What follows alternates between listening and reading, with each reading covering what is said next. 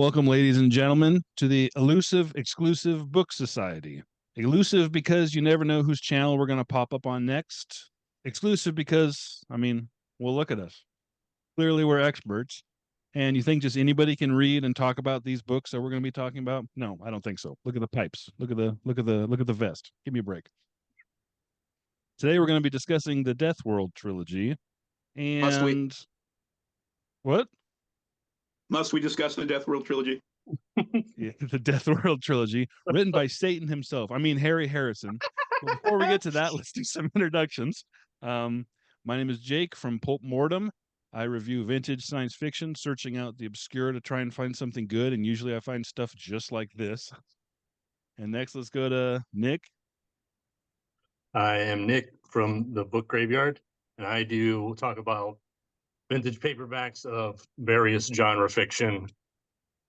The least amount sci-fi, which was assigned to me for this group, so I'm very excited Sorry. about it.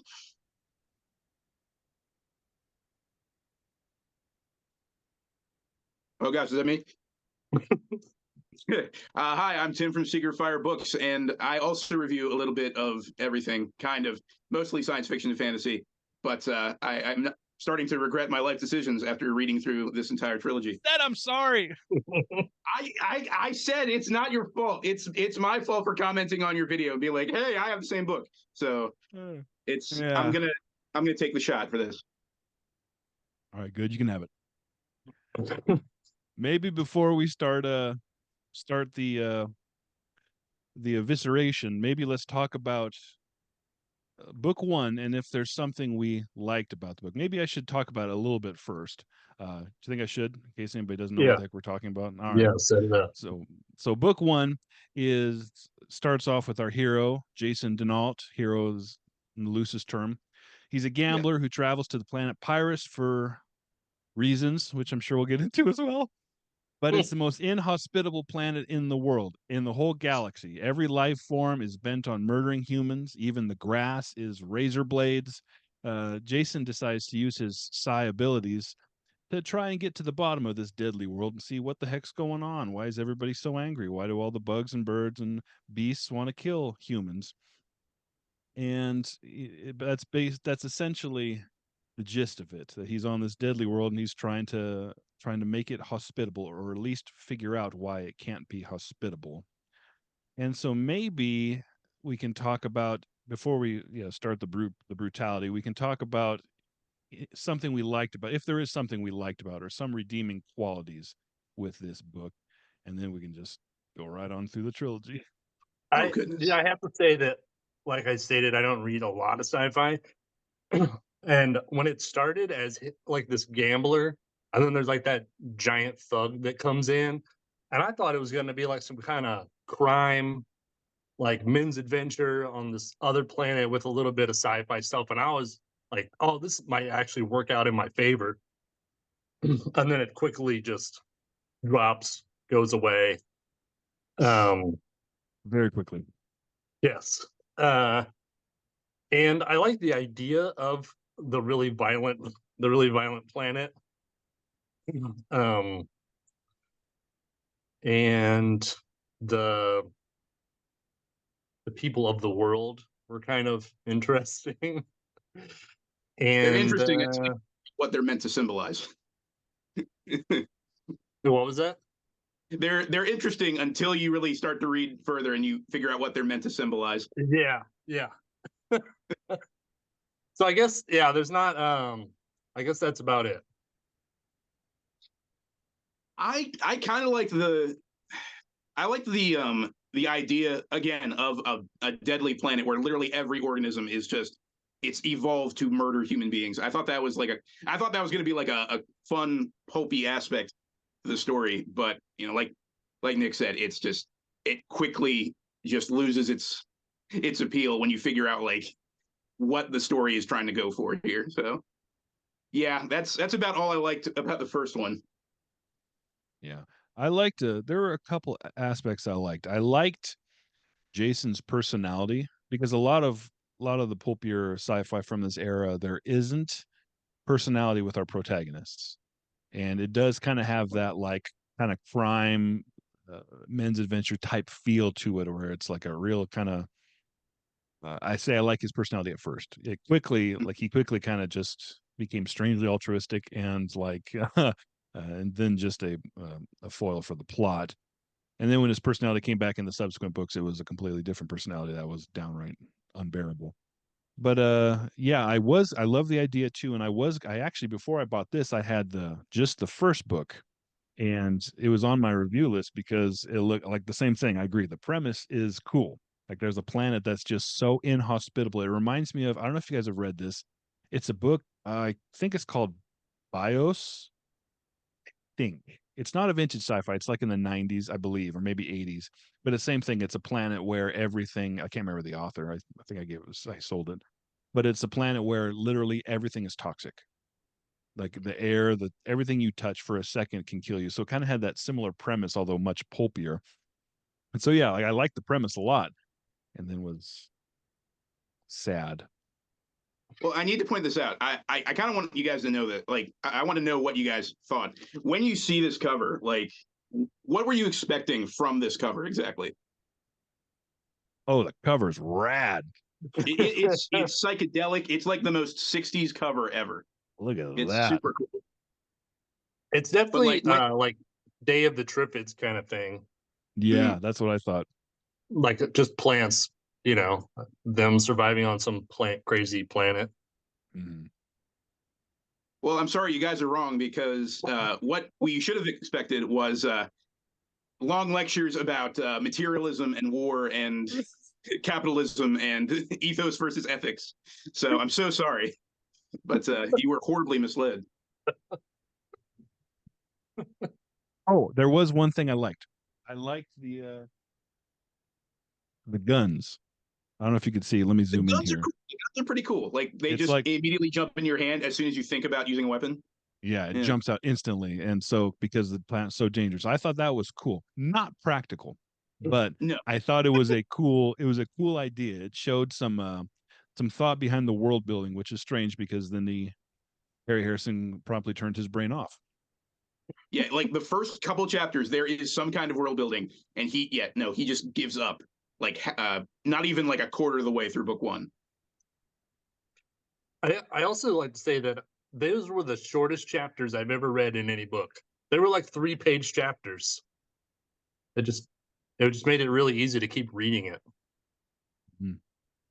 I think that might have been in part because he originally had these serialized in some pulp magazines back in the '60s. I think that's the reason why. I didn't know this until afterwards, but the whole trilogy was actually made into a comic book as well. Oh my gosh.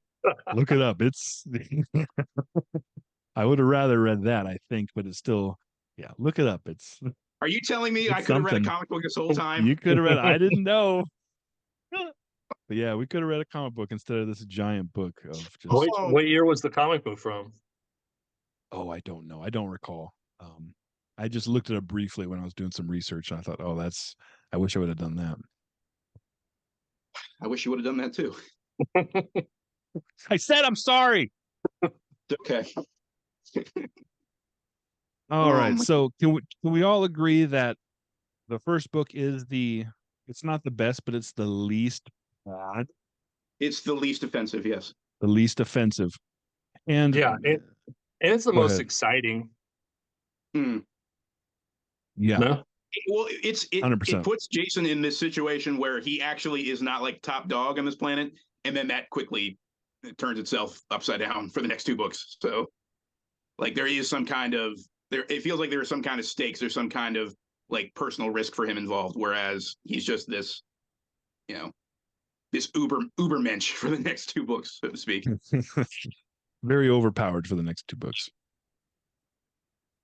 Yeah, but there's one thing that I thought maybe I missed something, and I wouldn't be surprised if this is not the case, and it just doesn't make sense.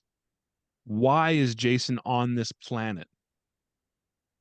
Dude, I don't know. Why is he here? He says, like, in the beginning, he's like, because he gets that visit from, what is the name? The big Kirk? dude, Is the it leader. Kirk? Yeah. Kirk. Okay, yeah. he meets Kirk, and there was like some throwaway line about he has this huge ego, so he wants to meet someone who could possibly be a better human being than he is, or something like that.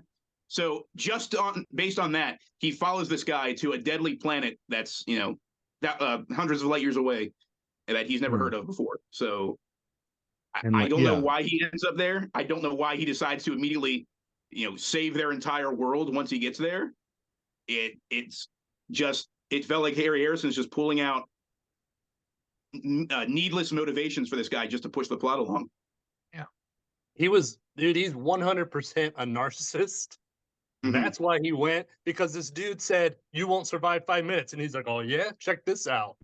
I'm gonna do it," just because it hurt his ego. Yeah. That's the thing. It could have been really interesting if he gets to the planet and like he has a really hard time adjusting. But what is it? He gets drafted into that children's school essentially, and it takes him like a couple months. And so I kept picturing the scene from Elf where Will Ferrell's sitting at that desk with all the little kids around him, and he's just the biggest person in the room. I kept thinking about that when we're going through the training scenes in the and he's flunking. Yeah, they're like, exactly. You will never be as good as a Hyperion child. Yeah. Oh my gosh. But yeah, it could have been cool if it shows him like slowly learning to adjust to this planet, and then by the very end, like he has some semblance of what to do and some semblance of how to defend himself. But like in a couple months that are glazed over pretty quickly, he's fully capable. Like they say, he's not. They keep saying, you'll never be as strong as one of our children, but he's clearly capable of defending himself. So, yeah. It would have been so much better if they're like, "Oh, you got these psi abilities. We're going to kidnap you, take you to the planet, and make you help us." It would have made so much more sense. That would have made so much more sense. That's the other thing. Does he ever use his psychic abilities ever outside of book 1 at all? No, and he never barely used them in book 1. It's not even mentioned. They would have came in handy for those multiple times he was kidnapped or enslaved, or no less than 7 times he was kidnapped and enslaved. Oh man, when that third one started and he was about to be kidnapped, I was like, "You gotta be fucking kidding me!" I was so mad. He's in another cage. Are you kidding me? Oh my gosh. Oh my gosh, it's so. And here's the thing though, I looked up, I kind of did like a brief run over Harry Harrison's bibliography, more or less, and apparently the plots of all of his other science fiction novels run basically the same way. We have some dude who's smarter than everyone else in his community. He gets to this planet or some kind of place where he's totally unfamiliar, quickly adapts to everything, and then shows everyone around how to be better and how to be more like him. Apparently, such a self-insert. It's dude. It is a self-insert because I kept looking it up. All of his characters are, like Nick said, they're incredibly egotistical. They're all atheists, and they all speak what is that language called? Esperanto. Esperanto. They all speak Esperanto. And I looked it up, and Harry Harrison was an atheist. He was very outspoken about his beliefs, and he spoke fluent Esperanto. So he only knows how to write one person, and it's himself, apparently. That's exactly what I thought. I was like, this is him. I was like, this Jason guy, this is him. This is the main character. Yeah. He had a dream one day. He's like, what if I ended up on a planet with all these savage people, and I would show them the way to live. I would show them the way. Oh, it's so condescending. It was so like the second. Are we to the second book yet? Sure, let's bounce around. Sure. Screw book 1. No one cares. Yeah, man, that the preacher guy, like I don't like religion. I'm not a fan, him. But holy shit. You forgot about Micah? You forgot about the most annoying character in the whole book? The only person more unlikable than our protagonist. Yeah, I just felt, it was so ridiculous. It was just, I get it, like, you don't like these type of people, but work it into the plot, man. Like, shit. It was just look at how dumb this guy is. There's this guy. Look at His these religion, stupid what is things wrong he's with you? saying. Yeah. Harry No, it Harrison was had a neighbor, or he had a brother-in-law who No, was a I Pentecostal. think someone dragged him to church when he was a little kid, and he was sitting in that pew listening to the preacher going on and on about something he didn't understand. It was like, oh man, one of these days I'm going to eviscerate this man in fiction. Oh man. Oh gosh, I think that was the point where I was, like I said, I didn't like book one, but once I got to book two, and like it's too, like, what, a chapter and a half in where he starts having those big drawn out conversations with Micah, and it's like, it could have been like a couple sentences, like you said, I get that you don't like these kind of people. Just add a couple sentences where it's like, oh, you can't push your ethics on someone else on another planet. But no, it's just paragraphs and paragraphs of just expositing on the nature of good and evil and ethics and stuff. Oh my gosh. And even even Micah's whole motivation doesn't make sense. It's like the ultimate proselytizing bounty hunter. Like, what is he doing? Like, I heard you were a bad person, so I'm going to kidnap you so you pay for your crimes because that's the Christian thing to do. Yeah, it's my religion dictates that I travel to this far off planet where no one's ever been before outside of the native inhabitants, and I'm going to kidnap you and bring you back to my home planet so you can testify in court, or so you can be testified against in court. That is his entire motivation for that entire journey. Wow.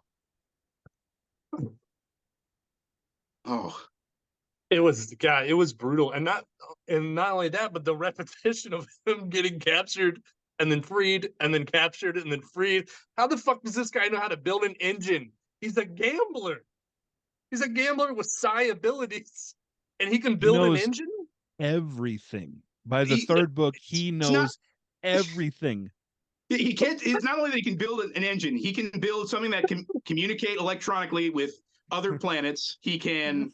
What's the other stuff he builds? He builds a. He starts mentioning it in the third one. He's like, he's just going to start pressing records. Something like that, yeah. And this threw me off when near the end of book two, where he's tried to escape that one. I can't remember. It's one of the 15 times he gets captured and enslaved in that book. But one of the times where he escapes and he's somehow forged himself a sword, and he attacks the guard that's standing in his way. And he says, his inner monologue is, I guess this guy has never seen a sword before. And the only thing I can think is this group of people have invented like steam powered engines, but they don't know what a sword is. Steam powered engines that are booby trapped. Steam powered engines that are booby trapped. Like, they understand germ theory and gas. everything. Like, with mustard gas. What killed me is he made one thing in the second book. There was one thing he didn't know, and he couldn't remember how to make gunpowder. He didn't know how to make gunpowder. Oh yeah, it's not that he didn't know; he just didn't remember how to. But by the third book, he remembered. Yeah. He's arming warlords by the third book and creating civil. Why is anybody on that stupid planet in book one? Why are we on it? Yeah, because they have to. Yeah, because it's their home. It doesn't get a different home. Now, if because Harry Harrison wanted to tell a story about people that are on a planet that eats people. That's why. Get off of this planet. It's great at the beginning of the third one too, where it's just like, hey guys, this sucks. Let's get out of here. And they're like, all right, let's go. Which I was screaming the whole time in book one. They waited till book three to finally get away from the planet that's been killing them for hundreds of years. He gave them a 5-minute speech. They're like, all right, we're in. Yeah, exactly. Which normally they would. Oh gosh. The thing you missed though is that he gives them that speech, but he tells them, we're going to leave this planet because we're going after an even crappier planet that's even more deadly than this one, because it has living people who have evolved this pure war-based society who will kill you as soon as we land. Sounds great. Yeah, I got to say though, when it started and they mentioned it and they had the other like warriors, I thought it was going to be like this ultimate battle with these badass people from this planet versus this planet in a war. And instead he gets there and it's like, let's diplomatically solve this issue so we can take over their planet. That's what you misunderstand, Nick, because that would have been cool, and Harry Harrison doesn't do that. So I've never met Harry Harrison, but I know exactly how he talks. I know exactly how he carries himself. If you tell a story, he's going to say, "Oh yeah, well this time I." I know exactly what bumper stickers he has in the back of his car too. Yes, he has caught the biggest fish. He's got He's the caught the tallest. biggest fish. He has built the greatest steam-powered engine known to man, and he's incredibly good at gambling. I guarantee he's 5'3". Guarantee he's 5'3", 4. Oh, It's man. gosh, I don't know what to say anymore. It's book three. I will say book three. I wanted it to become like, I knew it wasn't going to happen, but in like the depths of my soul, I wanted it to become like a John Carter of Mars, like Sword and Planet kind of story. And it had the kind of world building for that. And I think I would have loved it if someone would have written a story where we just have this like epic war that takes place on this planet. But that clearly is not what Harry Harrison was going for. So instead, we just get tons of speeches about diplomacy and why war is bad and we should feel bad because war is bad. Oh, but then he goes through and he does it and he kills all these random people to make peace because the war is bad. All this fighting is bad. Yeah, it was. Fighting is bad, but in order to solve this, we're just going to escalate the war until it's over. Yeah. And was I now the third book? I have to admit, I was just trying to get through it, so I was speed reading. But like, wasn't he like setting up a global dictator by giving him all this power and all this stuff, so that the way to achieve peace was to have it so this one warlord controls the whole world? That was literally And what then his he reasoning pieced was. out. It gets to like the last paragraph of the book, and he says how I figured out the ultimate way to end this war was to just give him all the power he wants, so that he'll wipe everyone out and he'll have no one to fight against anymore. That's his reason for, or that's his method for ending the war. Yeah, and then he dies of sadness because he doesn't have anyone to fight. Sadness.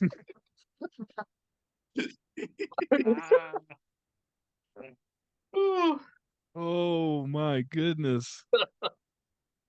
Deathworld. Yeah. Also, I mean, is this a trilogy? This is like a series character. There was no overarching trilogy type story. This was like a series that failed that he called a trilogy, right? Well, like I said, it was originally like serialized in these pulp magazines. So I think he just wanted to keep telling the same story over and over again with the same character. And then after they were serialized, he was like, okay, I'll make these into paperbacks. Maybe, I don't know. But yeah, they're not really connected at all, aside from the fact that each one is called Deathworld and each one is the same general characters. But yeah, there's no real connective tissue, I guess.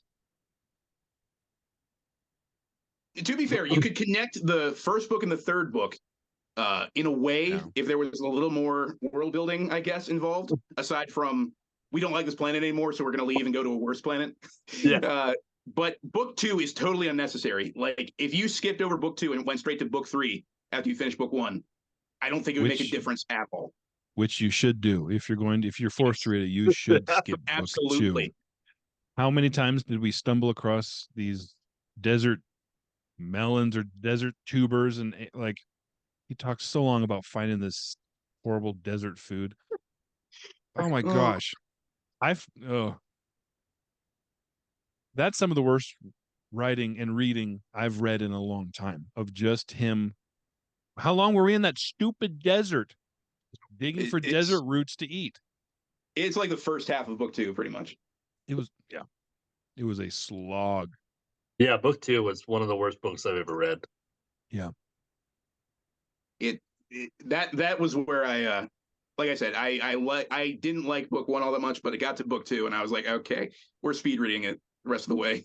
Sorry guys. I hope you guys disliked this, because I'm sparing no brain cells on this book from here on out. Oh my gosh. Yeah, it was. Deathworld. Were there any characters that either of you guys liked at all whatsoever? I I don't know. I liked the first people, the Pyrus people. I mean, they were like hard asses, and I don't know. I just like the violence. I like the violence about them. And like I said, if it was at the third one where they were going up against an equal, I like a big heavyweight match, you know? Mm. And that would have been rad. That would have been giving us what we wanted, though. but the other characters, I mean, what was his the wife, the girlfriend, Meta? Meta, Yeah. yeah. She was okay. I when he first like gets any kind of authority, he's like, "Go make me a sandwich." She's like, she, the whole like the whole trilogy. He's talking about how badass these people are, the Pyrans. And then there's the scene in the third one where the Meta and the kid get beat up or something, and he's like Yeah. all sad, and he's like, "How could I bring a woman and a child to this world?" Frick! I just read 400 pages where these are the baddest people in the universe, and you're like some little gambler, dude. Yeah, it was amazing. Oh, it's just Harry Harrison being like, if all those people that are about muscles and guns and stuff, they're not so tough. I could beat them because Yeah. I have the power of my Yep. mind. Wow, I didn't think about it like that, but yeah, that's what it was, huh? Yeah. That's what I got from it, at least. Until book 3, when you can tell Harry Harrison has been going to the gym and he's feeling tough. And oh shoot, I totally forgot I had psionic abilities. How'd you forget that? I don't Actually, he know. forgot that in book 2. It was not even mentioned in book 2, was it? Not at all whatsoever. No, no. Yeah, it just disappeared. It was the whole basis for his success in the first planet, but on the third one they were just like, you thought that it was like there was a conclusion at the first one where they got it together, and then at the third one he's like, "No, that didn't work." I can't stress enough. It didn't work, so we're going to this even worse planet where we will most likely die. Doesn't make any sense. Make it make sense, Harry. I liked the meta character at first, but then he quickly ruined her as well, because I think it was the first time where she tried to kill him, because these people are so on edge and so teetering on the brink of Talk about taking their guns away. They immediately want to shoot you. they just They've evolved. They have evolved as a species, a hair trigger response to shoot you if you mention taking their guns away. and I think the first time he did that, it was interesting because I was like, oh, she actually tried to kill him. But then it was like at every little thing, Every somebody's trying to kill him and having to be. And I'm like, at this point, these people cease to be characters. Yeah, they're just caricatures at that point. Exactly. It was weird though, because when she first meets him and they're on the ship on the way to Pyrrhus or Pyrrhus or whatever, however it's pronounced, I don't care. When they're on the ship the first time and they meet each other and like they hook up for no apparent reason.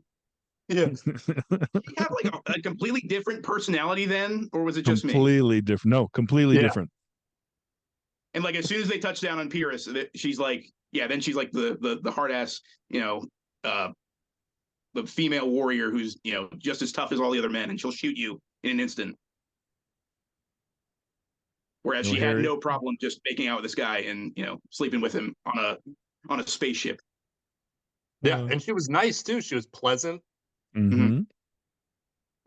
It was not. I guarantee Harry Harrison's Instagram. Oh no! Just following CrossFit models. I mean, maybe if he's dead, unfortunately, but that would be awesome. It's just CrossFit models. Just look at that girl's craps. Yeah. She's so toned. I wish I was that toned. Harry Harrison. Yeah, all the characters sucked. I don't remember a single one of the multiple chiefs, any of their names. I don't. I remember Chaka, which is think that was the guy on the desert who's like leading all the slaves in the caravan or whatever. I think that's what his name was. I only remember the name because it sounds like Chaka, which is Black Panther. So Yeah. Oh, I was dying. I literally laughed out loud when every time the rival wandering miniature clans would come within contact with each other, they would always say, "Hey, Chewchaka," or then he'd say, hey, "Hey, Chew," Chaka. the other one. And then they'd, how's it doing, bud? How's it? Hey, Chew, don't cross these lines in the sand. It's just how they say hi. Hate you. Oh, hey, Chewchaka. I did like the slave girl. She was funny, just because she was just like so oblivious with what kind of absolute garbage book she was in, just falling around. And I think I what does liked he her. do with her at the end? Like he does he give her a bunch of money and like no he like sends her. I can't even remember because I tried to wipe all these characters from my brain. He sends her with the religious guy. He's like, you take care of her. Oh, that's right. He's like, yeah, take her somewhere where she'll be taken care of, ignoring that she was raised on a slave planet for like the past 19 years or however old she was, and she's supposed to just get back into regular human society on some other planet now. Yeah, I think then he gives it to the guy who just like backstabs him like 100 times, almost gets him killed. He's like, "Here, you take care of her." That's the other thing. If Jason is supposed to be so smart, how does he keep falling for this stuff? How does he keep turning his back on Micah and letting him stab him in the back? Now, Micah, you keep watch. Keep watch tonight. Don't let any bad guys come, okay? I know they're about to betray me. You keep watch. Here, hold this knife. So, here, Micah, here's a button that will blow us up if you press it. Please don't press it while we're sleeping in the middle of this desert by ourselves. Oh my gosh.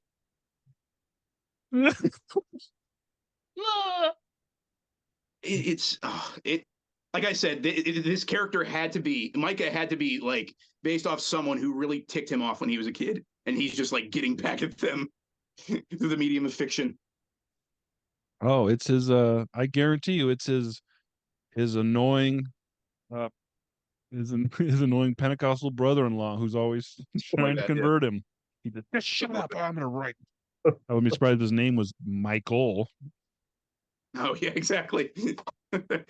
You barely noticed the change. That was brutal. How many times does that character use the phrase like heretic or Satanist or get behind me, Satan? It was just a cartoon. Yeah, this book was awful. It was all three of them were terrible, and they got the second one was definitely the worst. Yes, absolutely. But the third one, I think I had so much apathy at that point after the first one. Like any goodwill was stripped. I didn't have much at the end of the first one, and any goodwill I had was stripped by that second one. And the third one, I was just like clearly he has read some Burroughs, and he's like, I can do that in my Deathworld, and it just I'm gonna do that, but I'm not gonna do that. I don't think the first one was that bad. It was like a C minus. It was a C minus. C minus. It wasn't horrendous like the other two. Yeah. When when it first got going, I was like, oh, it was kind of fun, and I actually kind of started buying more sci-fi when I was at the store, like more of the off-world sci-fi that I usually don't get. So like, oh, this is kind of like fun, before it kind of went downhill. So I don't know. It was kind of enjoyable, the first one. Stupid, but no, that's him. Yeah, the first one was fun. I think the first one was fun. It wasn't good by any stretch of the imagination. Really, though? I think so. Up like to a point. It has some cool ideas. Like we talked about the guns and the power holsters and stuff, and that's like a cool SF element to add into your story. But like, did they do anything particularly fun with all those elements, like the psychic plants and stuff? I mean, it was not really, but no. It also had a mystery element to it, like what is going on, what's outside That's of fair. this world. Yeah. Fair. Who are those people out there? How are they surviving? But once I got to like the side tree island, it just blew it up, and He you're just just like, nuked "What? it. I thought I was about to learn something here." We Yeah, never that found would out what it was. I was Yeah, exactly that was a disappointment because yeah, you're right about the mystery. I was into that point, like, okay, he's got to get in there before. No, they just blew it up. They just yeah, blew up the There's island, something in and this. now it's There's something way in this worse. this huge psionic wave that's stirring up all the life forms against us. They just blow it up.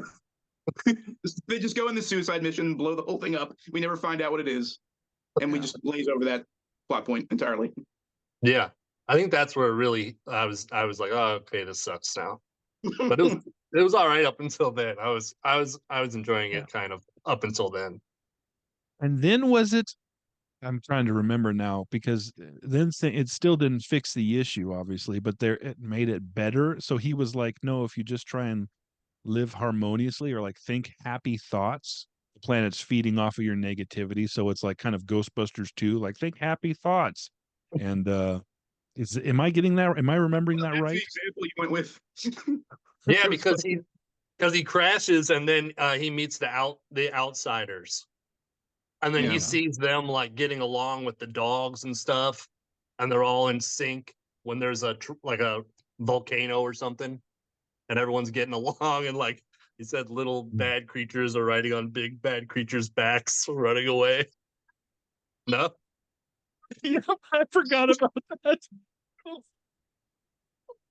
I was just picturing Circle of Life when that happened. Oh, yeah. Yep. I forgot about that part. so that's when he figures it out that if you're cool, the world would be cool. That's an awesome way to describe it. If you're If you're just cool, the cool. world will be cool. If you chillax, man. I'm putting that in the title of this video. If you're cool, the world will be cool. Deathworld Trilogy. Let's just hope that there's not some other worse planet out there where we can't use this strategy and we can't use our psionic abilities that we forget about, 8 chapters in. And we're going to an even worse planet. We're going to a much worse planet. But you're right, Nick. They're not fighting. They're not bringing this awesome, fighting force down. You guys stay on the ship. I'm going to dress up like one of them and sneak in and do things. I'm going to Yeah, sing songs for infiltrated them. from the inside. I'm going to sing songs for them. Exactly. I forgot about the songs. He can play I'm going to guitar dress up. too. Yeah, Of course he exactly. can. I'm gonna have this instrument. I'm gonna dress up as a literal bard, and I'm gonna go into this tent with who's essentially what Genghis Khan essentially, Yeah. and I'm gonna play songs for him, and that'll help us conquer this planet. Yeah, it makes sense. So if you were stranded, you had to be stranded on one of the death worlds. Oh no.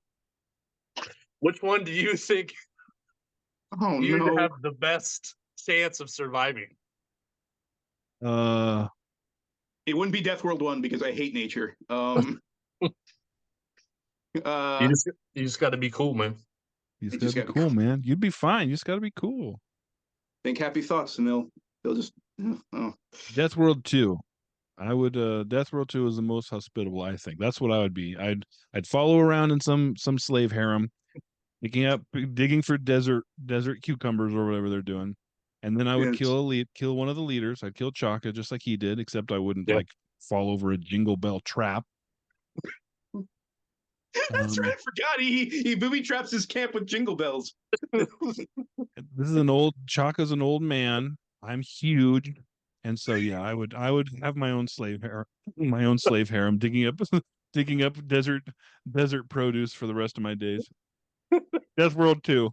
You would just stop right there. You're at the top. You wouldn't even I'm try at to the get off the top, world. You're king just of the like, desert. I got slaves and I mean, demonetized. I guess that's preferable to being like where they're like distilling the gasoline or petrol or whatever, and the slaves are turning this giant wheel like they're in Conan for all eternity. I guess that's preferable. Yeah. I feel like Then the again, third one would. you're out in the open if you're just in the desert. So I don't know. Maybe I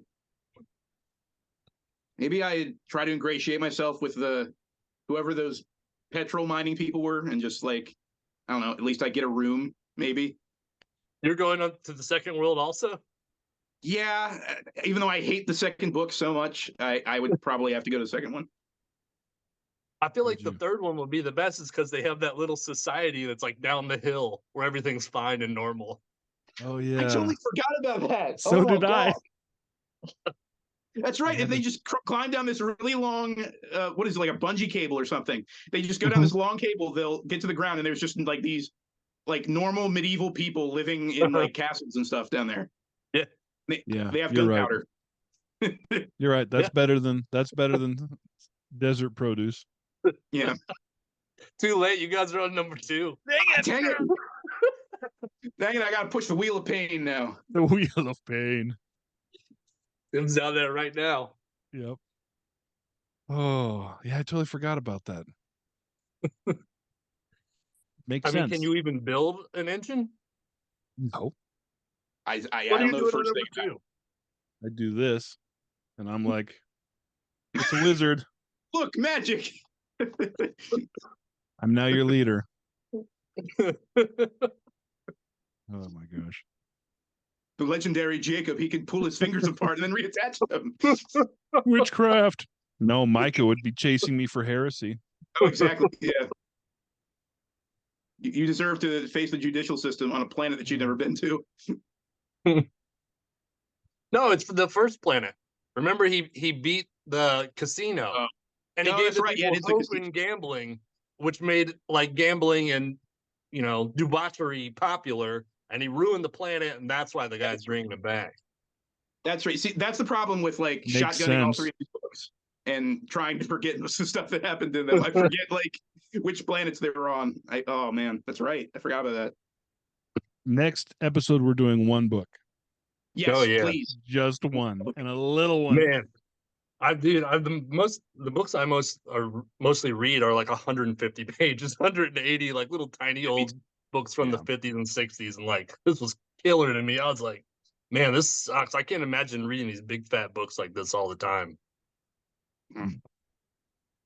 No, I can't. Thanks. If they're Thanks. there's some fat books that I really, really love, but yeah, it's like I'm not going to jump into a fat book. Like, I'll see if this is good for that reason. It's like, because I just wasted 2 weeks of my life.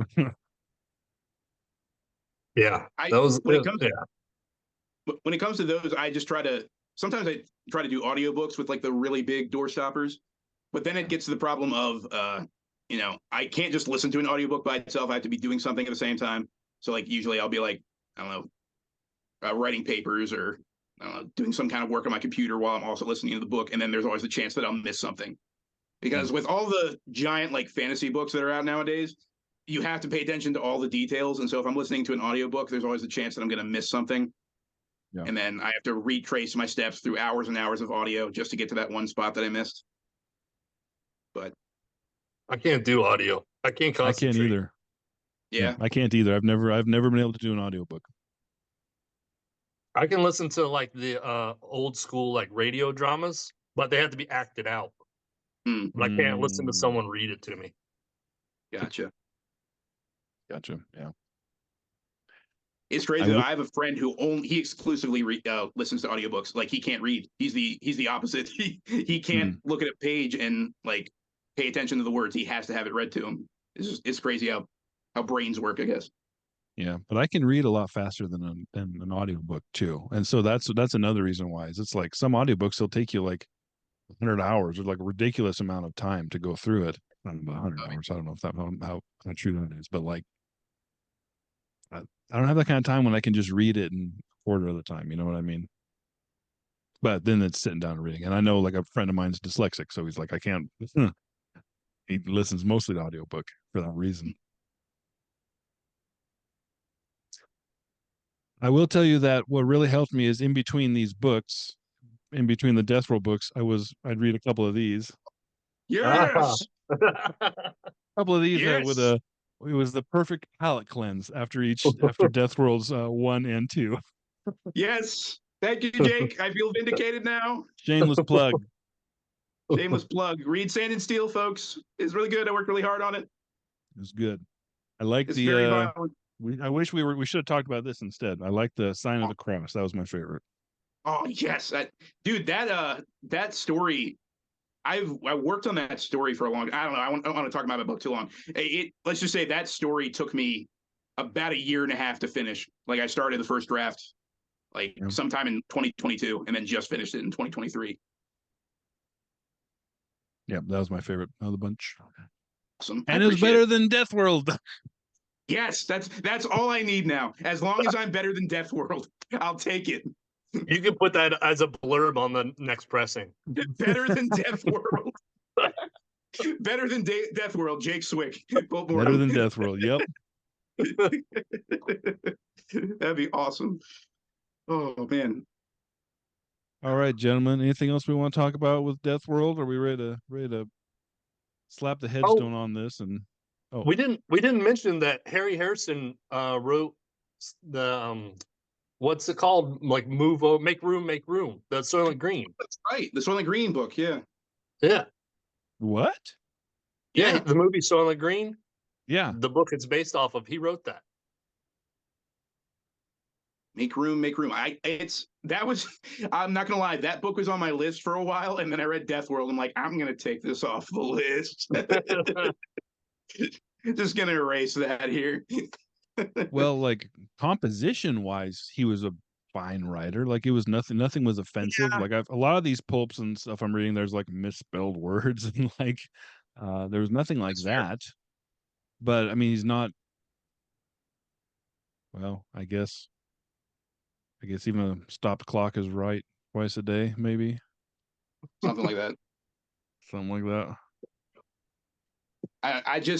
I will say, at one point I couldn't get over the sheer hypocrisy of what he's trying to convey in the book, because I mentioned he has that whole tangent. He goes off on Micah about like ethos versus ethics. You can't arrest someone on another planet and bring them to face justice on another planet.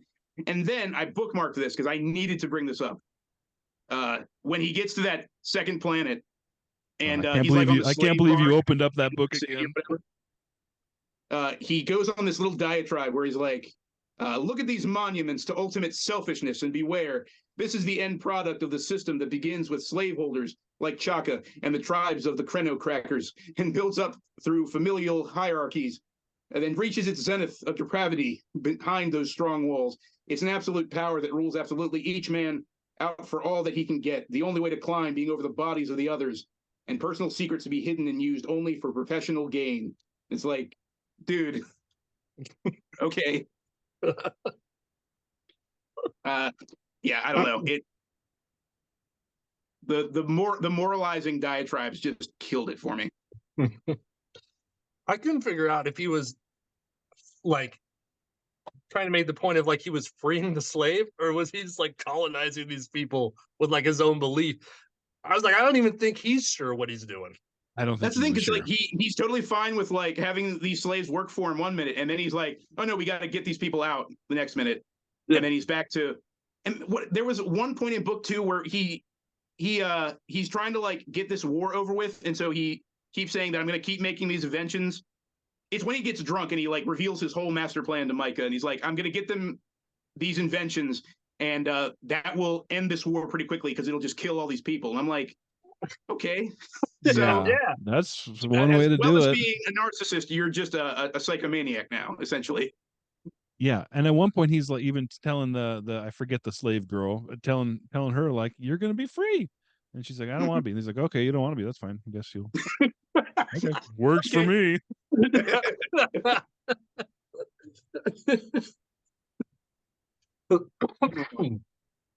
Yeah, I didn't get what he was trying to say at all. At all. Like, is it anti-war? Was it pro-war? Like was it like some pro-democracy there? I read lots of these spy novels, and it's always like the American spy or whatever fighting the Russians, the Cold War. And I was like, is it kind of like that, where he's taking these like tribes and like giving them a democracy, or is it capitalism, or I don't know. Like I'm so confused by this whole thing. I'm pretty sure book one is just supposed to be guns bad. If you build a society around guns, guns bad. Yeah. Then I think book two is, I guess, religion, and then because like the people he's working for, the people he's enslaved by, are like they hold like certain machines as like religious symbols or whatever. And then I guess book three is just war bad again. Like he just Yeah. doubles down on war bad, conquest bad. But aside from that, yeah, he's just like fumbling with his points that he's trying to make. We are putting more thought into the Deathworld trilogy right now than Harry Harrison did. I'll tell you that. Exactly. If he was here with us, if he was in that bottom quadrant, he would be like, "Yeah, Yeah, that's what I was. Yeah, that's what I meant. yeah, that sounds, yeah, that sounds right." He doesn't know. No, no, Harry, that's bad. but I wanted to. It makes it cool. I read this book by John Brunner, who is like a contemporary sci-fi writer of his. And in the book, there's a character named Harry, who's a writer who consistently like he's not in the story, but he's always mentioned, and he's always demeaning the main character for not using giant words. And I was like, this has to be him. And I was sure reading it. I read it Deathworld right after, and I was like, this has got to be like, I don't know if they're jabs at him, like he's like giving I him need it to be shit, or true. I need that to be true. It's got to be. We just mentioned that we probably know Harry Harrison without even meeting the guy. It has to be that dude. It has to be. And then I was looking into it for the review, and it's like Harry Harrison had edited one of the like collections that John Brunner was a part of. There and I was go. like, I guarantee he gave him notes like, that's you it. need to use better vocabulary. Oh, I need that to be true. You should talk about world peace more in your book. You should talk about why guns are bad. Yeah. Yeah. Hey, he's the smartest guy in the world, smartest guy in the galaxy. The galaxy. No matter what planet he's on, he will be better than you, and that's a fact. Better. But if only this would have been so much easier if those magic psionic powers didn't go away, or he didn't forget. Oh, it's a shame. That would have made things so much easier. What a terrible book. So, what a terrible trilogy. And who picks the next one? Not me. Well, I was thinking about this. If we want to do one book, something that's really short, and I know Jake, you have it in your collection.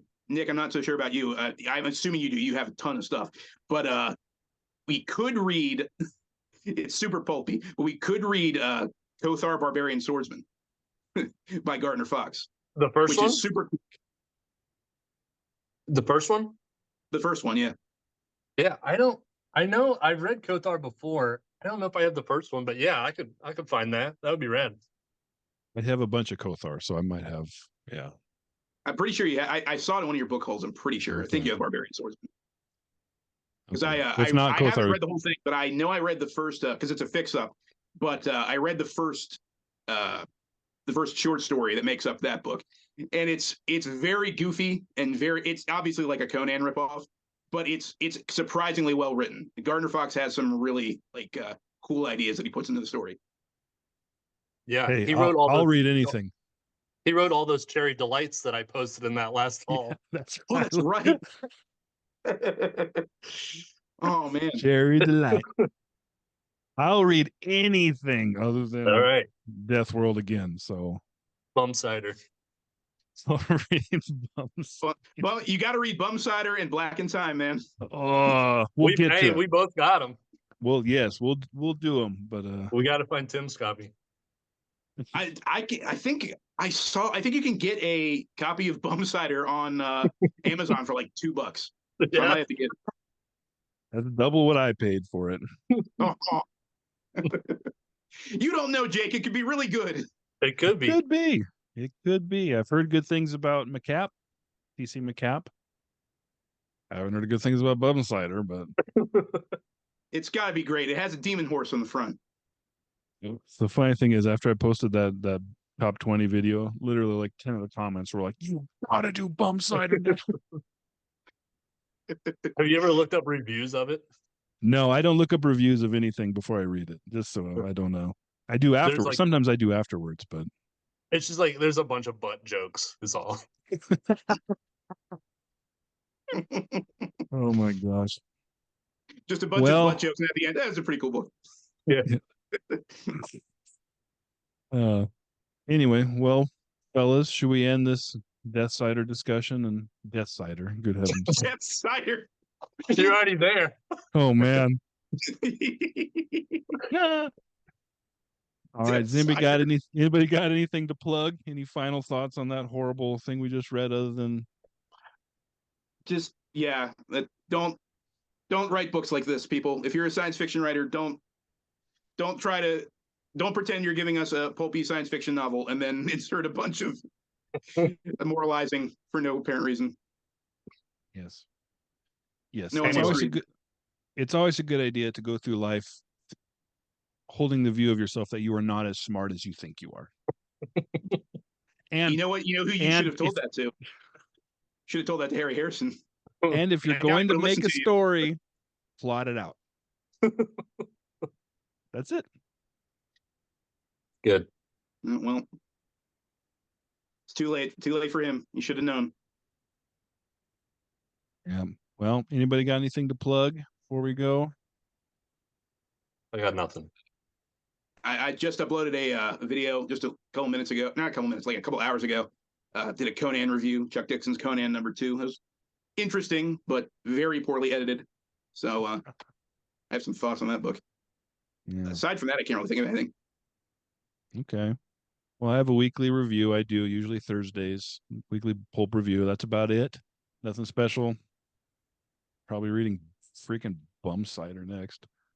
Yes, do it. All Let right. the bum cider consume you. See, even that, it just sounds. Yeah. We're gonna get ratioed on that one. I just know it. Oh. I just said bum cider. It's a made-up word. Ladies and gentlemen, this has been the Elusive Exclusive Book Society. We will see you all next time on a different channel. Who knows where we'll be? You never know. Maybe eventually down the road we'll get some more guests too, and mix it up so you don't see just a bunch of bearded white boys. But that's it. Take care, everyone. Don't read Deathworld.